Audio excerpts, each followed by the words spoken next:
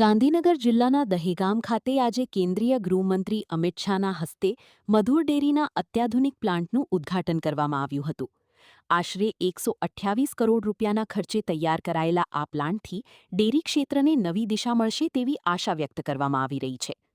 આ નવા પ્લાન્ટ દ્વારા દૈનિક 2.5 લાખ લીટર દૂધ પ્રોસેસિંગ ક્ષમતામાં વધારો થશે, જેના કારણે દૂધ ઉત્પાદકોને વધુ સુવિધા અને ઝડપી પ્રોસેસિંગનો લાભ મળશે. કાર્યક્રમ દરમિયાન અમિત શાહે જણાવ્યું હતું કે સહકારી ક્ષેત્રને મજબૂત બનાવવા અને ખેડૂતોની આવક વધારવા માટે આવી આધુનિક સુવિધાઓ ખૂબ જ જરૂરી છે. ડેરી ક્ષેત્રમાં આધુનિક ટેકનોલોજીના ઉપયોગથી ગુણવત્તાયુક્ત ઉત્પાદન અને રોજગારીની નવી તકો પણ ઊભી થશે.